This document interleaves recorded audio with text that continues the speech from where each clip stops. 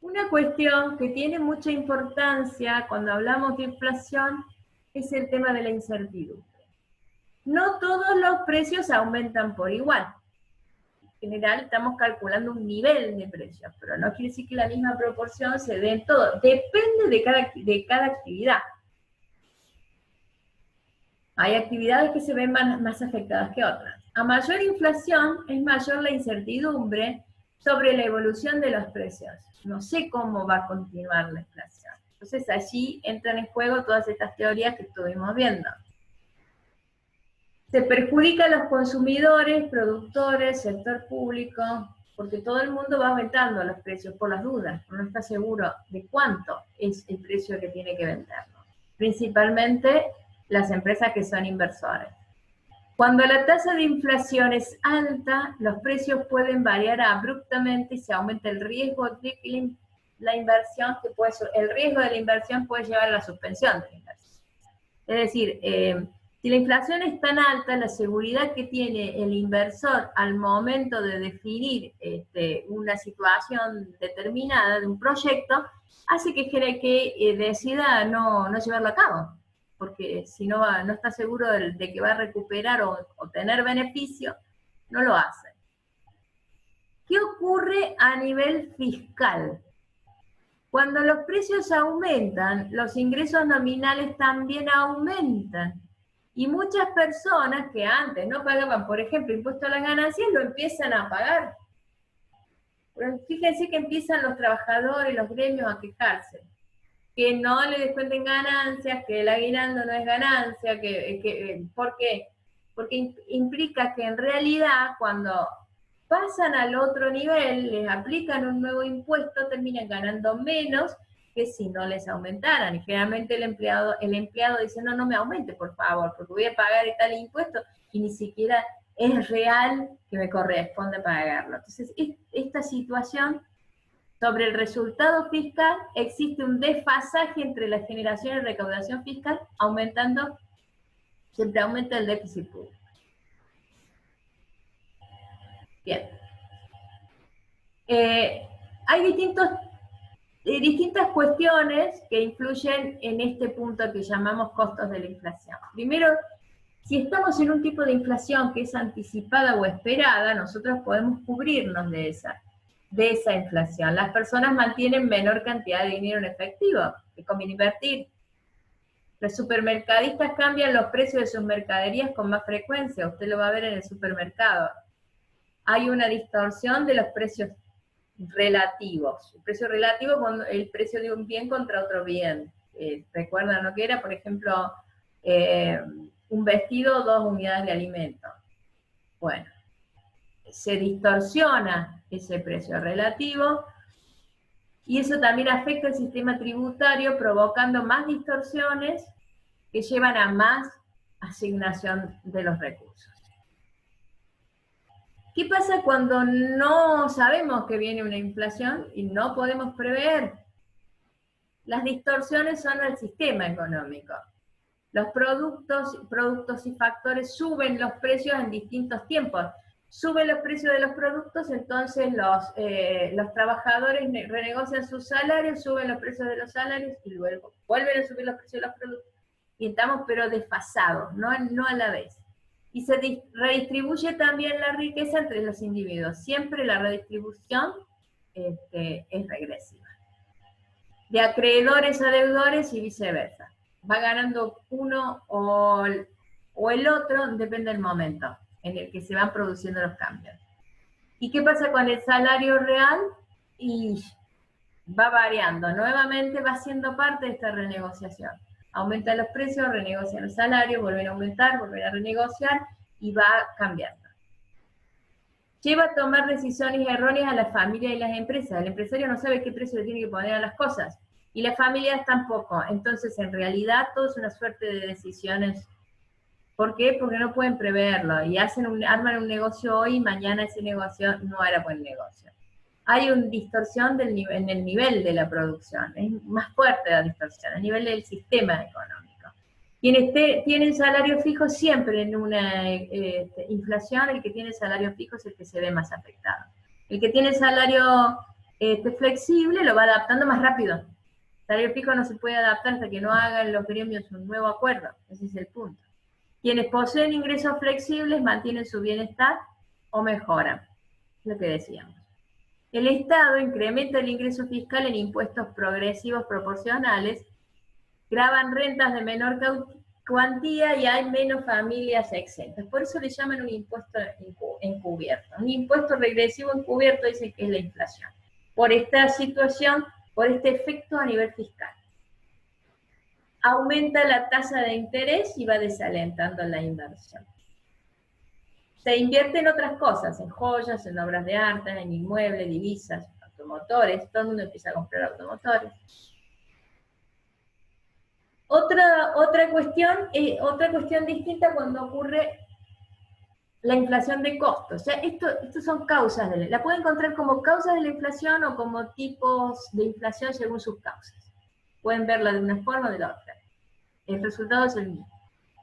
La inflación de costos, que ocurre cuando los costos de los factores de los procesos de producción son los que aumentan. ¿Y por qué aumentan los costos? Porque o tenemos, por ejemplo, un aumento del tipo de cambio si nuestra materia prima es importada, o tenemos un aumento de los precios de la actividad por alguna situación. Dependen de los costos de producción más un margen que es el beneficio del empresario, como ya lo vimos. Entonces, los costos de producción que incluyen laborales, los sindicatos, aumentos a los salarios, que tienen que guardar relación con el nivel de producción. Van a ver que hoy se quejan los trabajadores, no solo que le han disminuido los sueldos con el tema de la pandemia, sino que el sueldo, como lo tenía estructurado antes, ya no tiene relación con el poder adquisitivo que tenía. También pueden aumentar los costos de capital, el valor de la tierra, por ejemplo, o la tasa de interés del capital. Materias primas, bienes y servicios adquiridos a otras empresas, o si hay que importarlos, porque hay un traslado de la inflación también de otros países, a través del sector externo. Se traslada la inflación en dólares, por ejemplo. Caso de la energía, aumenta el precio. Nuestra estructura de energía tiene un componente importante de importación. Entonces, si aumentan los costos en los países a los que nosotros le compramos energía, va a aumentar el costo de la energía acá. Y si aumenta el costo de la energía acá, va a aumentar los precios, porque la energía es central en todo el sistema económico productivo. Bien, y otros costos fijos que tienen las empresas, también los impuestos, si hay variaciones en impuestos, esta variación que estamos diciendo, el impuesto encubierto de la inflación, va a llevar a un aumento de costos y eso va a implicar un aumento de precios, porque tiene que trasladarlo al consumidor. Las empresas mantienen sus beneficios y trasladan ese aumento al consumidor. Pero si no hay intervención del Estado, se van a producir también despidos, porque voy a tener que disminuir los costos para bajar los precios. A medida que aumenten los precios, la gente no compra, tengo que disminuir los costos. Recaigo en la estructura de costo variable, que es las horas sombra, despidos. Entonces interviene el Estado para evitar los despidos. ¿Qué está pasando hoy? Interviene el Estado, ha sacado una ayuda económica, por ejemplo, a las empresas para que puedan pagar los salarios de los trabajadores. La idea es que la gente no pierda su trabajo. Incrementa la cantidad de dinero en forma permanente, la ratificación monetaria de la inflación con el objeto de mantener pleno empleo. Claro, busca mantener el pleno empleo, básicamente, porque si no, el problema se le hace mayor si le agrega la recesión. Otra cuestión como causal es la inflación de la demanda, que surge cuando sube el gasto público o el consumo privado, va incrementando la demanda de bienes de capital. Si aumenta consumo más inversión más bien, ¿no es cierto? Si incrementa el consumo, la inversión, el gasto público, se eleva el precio en el equilibrio del mercado. Y eso también trae un aumento de la producción. Esta es una inflación que tiene un aumento de la producción, la inflación de la demanda. La inflación estructural se da generalmente en países en vías de desarrollo por desajustes sectoriales. Acá tenemos algunos economistas de la CEPAL que trabajaron el tema de la inflación estructural con una economía, supongamos que tenemos dos sectores. agropecuario e industrial, donde existen factores estructurales que determinan un bajo de rendimiento. La expansión de la economía genera presiones sobre la producción que no pueden aumentar a corto plazo, ya que la ampliación de la oferta de alimentos es muy lenta, se vuelve un cambio de precios relativos. Es decir, en el tema agropecuario, está la naturaleza de las cosas en cuanto al tiempo que le lleva la producción. Necesita que las plantas alcancen el punto óptimo para su cosecha y posterior venta, en caso que se trate de ganadería, también en el caso de los animales, razón por la cual lo que decimos la oferta es rígida, no pueden hacer mucho más por manejar esos tiempos. Eso lleva a un aumento de los precios. Reduce el poder adquisitivo de los trabajadores que reclaman el aumento, también, porque ¿dónde puede reducir? En el trabajador. Dentro de lo que es la inflación estructural, los industriales ven reducidos sus beneficios y aumentan los precios. Para que puedan mantenerse, el gobierno aumenta la oferta de dinero, convalidando la inflación. Prefiere inflación a recesión. Siempre el gobierno va a evitar la recesión. Esto ocurre en el proceso de crecimiento de la economía, pero al tratarse de una economía que está creciendo, en algún momento lo vuelve a equilibrar. Entonces prefiere inflación a recesión. Y plantea la rigidez estructural de la producción como el origen de la presión para desencadenar la inflación. Esto es lo que ocurre con el agro. Hay otra cuestión que también es rigidez. El caso del aumento, cuando el aumento de los costos salariales. Cuando es un acuerdo de los gremios con el gobierno para un aumento salarial, para el empresario hay una rigidez, porque él tiene que cumplir con la ley y dónde va a trasladar el aumento. La vimos en costos, pero también hay una rigidez porque lo tiene que trasladar al precio. Este es otro tipo de causa de inflación que es lo que veníamos conversando, la inflación monetaria. Las teorías monetarias explican el aumento de los precios por el aumento en la cantidad de dinero de la sociedad, lo que vimos recién, un incremento en la oferta monetaria. La hiperinflación surge de un importante déficit fiscal, conduce al abandono, cuando es muy elevada, puede llevar al abandono de la moneda nacional o la huida del dinero. Cuando la gente sacan los dineros, lo hemos vivido y se van a llevarlo a otros bancos. Caso como muchos lo llevaban a Uruguay, ¿no? Y después se discutía si hicieron, pero fue una realidad muchas veces en nuestro país.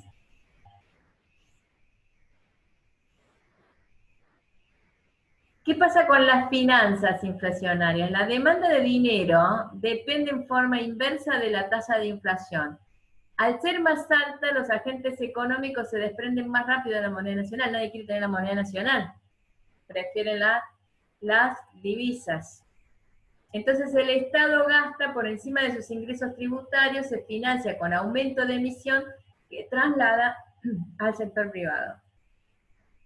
Los agentes económicos se encuentran con más dinero que el que desean tener y gastan más en el mercado de bienes. Y si se puede financiar con una tasa de inflación baja, no se rechaza un equilibrio inflacionario bajo, pero la cantidad real de dinero que quiere tener la gente siempre es alta. Quiere tener más dinero, no quiere tener menos dinero. Y eso va a gastar en el mercado de bienes y va a un aumento de los precios. La cantidad a medida que la tasa de inflación es más alta, la cantidad de dinero que quiere la gente, que desea tener la gente, es más baja, porque lo va a invertir, pero compra más. Y baja la credibilidad en el gobierno. El tema de la credibilidad en el gobierno es fundamental en materia de inflación. Entonces hay emisiones que causan inflación. Es lo que dijimos hace rato. La emisión buena que le llaman, la que se genera desde el sector externo, cuando usted recibe los dólares por las exportaciones, esa en general no se la tiene como una emisión que causa inflación. Pero la emisión de moneda que realiza el Banco Central, sí, es una emisión que generalmente, cuando es demasiado grande, puede traer inflación. Bueno. Sí, agrego en alguna otra clase habíamos hablado de la forma de financiarse que tiene el Estado o un gobierno, que es a través de impuestos, a través de emitiendo deuda, contrayendo deuda, o esta cuestión de la emisión de moneda, a través de la emisión que genera el Banco Central. Muchas veces ocurre que cuando la emisión monetaria no está respaldada por este ejemplo que hablábamos recién con las exportaciones de la soja, genera inflación, si es de manera constante esta emisión y por buen tiempo y una considerable cantidad. ¿Por qué? Porque al considerarse a una economía casi en pleno empleo, o sea, donde está utilizando casi todos sus recursos, allí, sí, o sea, al haber emisión de dinero va a haber más dinero circulando en manos nuestras, digamos. Y eso conlleva a lo mejor querer consumir más. Pero consumir más implicaría para el productor producir más. Pero ¿qué pasa? Como dijimos recién, estamos en pleno empleo, donde la mayoría donde el productor no tiene capacidad para en el corto plazo poder ampliar esa producción. Por ende, ¿qué hace? Cuando hay un exceso de demanda, subo los precios. O sea, yo como productor o comerciante, si veo que tengo mucha demanda, puedo subir un poco los precios porque voy a ganar un poco más. Entonces hay una discusión enorme en cuanto a si la emisión, pero ¿qué pasa? Esta teoría, al ser un modelo, dice que un supuesto es que hay pleno empleo. Pero bueno, no siempre hay pleno empleo, no siempre se están utilizando todos los recursos. Entonces hay posibilidad de emitir moneda y que por el lado de la producción se genere aumento de la producción. Entonces, bueno, por un lado sí es posible afirmar que genera inflación, pero por otro lado decir también, bueno, no siempre, es un mecanismo que se puede utilizar, como dijimos en algún momento, de manera equilibrada, ¿no? Pero en ciertas circunstancias sí genera inflación. Aparte que de una manera equilibrada, porque genera a corto plazo un beneficio de tener más circulante. A corto plazo soluciona muchas cuestiones. El tema es a mediano y largo plazo. Si no se acompaña por otro tipo de política que nos conduzca a la inversión en bienes de capital, que son los estructuralistas, va a generar inflación. Porque la única forma es aumentar la producción. Continúa. Como siempre usamos modelos para explicar situaciones de la realidad. Y a veces la realidad no sigue los lineamientos de nuestros modelos. Y siempre vamos descubriendo, ¿acaso esta pandemia? ¿Cuál va a ser el resultado? Y vamos viendo, vamos utilizando los modelos para poder predecir y ver, vayamos por este camino en lugar de este. Pero ¿cuál va a ser el resultado final? Y es más complejo. En el marco de esta situación, ya estamos en la hora, no sé, no recuerdo cuántas me quedaban, pero básicamente tenemos dos teorías, dos escuelas grandes. ¿Qué tiene que hacer el sector público a través de nuestro Banco Central? Esta función de estabilización va a elaborar planes de estabilización. ¿Qué tipo de planes de estabilización vamos a tener? Los planes de estabilización son una serie de medidas de política económica que van a tratar de reducir la inflación. Tenemos los ortodoxos, que son los monetaristas, y después, esto lo vamos a retomar la clase que viene porque ya estamos al final de la hora, y los heterodoxos, que son los estructuralistas, que son las dos teorías. Los que propician los monetaristas a utilizar todas las herramientas que vimos en el sistema monetario, tasa de encaje, tasa de interés, ¿bien? Vamos a trabajar sobre el tipo de cambio. Y los estructuralistas tratan de que se aumente la demanda agregada. ¿Cómo se combinan ambas dos para lograr la estabilización? Es el gran desafío, porque siempre cuando se tocan unos indicadores afectan a otros indicadores. Vamos a ir eso a la próxima clase. ¿Algo que quieras agregar, Juan? No. Abordamos el tema, o sea, lo dejamos acá como un título y vamos a entrar en este tema la próxima clase, donde además vamos a hacer un pantallazo general y de repaso de todo. Y hablamos y organizamos el tema del parcial. Entonces yo les deseo Que pasen una feliz semana. Nos estamos viendo el viernes a las 14 horas. ¿Sí? Nos vemos. A dejar de compartir. Muy bien. Acá tenemos un par de chats todavía.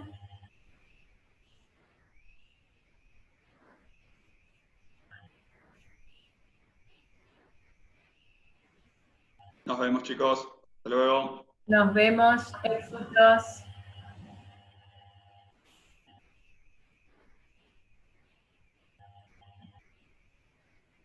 Ya se nos van los alumnos, nos quedan muy poquito. 2, 3. Chao, profe, nos vemos, gracias. Bueno, nosotros tenemos a las 18 horas examen. Estamos acá. Así que nos vemos a las 18 horas. Tenemos 3 alumnos. A las 18 por acá. Perfecto. Sí, leí tu mail. Leí tu mail que mandaste. Sí, 18. Ellos eligen el tema y nosotros, bueno, preguntamos sobre ese tema. Después había que sacar una foto. Preguntamos sobre la materia. Ellos eligen un tema para empezar a hablar. Ah, perdón. Ok, Nosotros les preguntamos sobre la materia. Ellos exponen un tema y después nosotros, ok. Exacto. Bueno. Nos vemos 18 horas. Dale, hasta luego.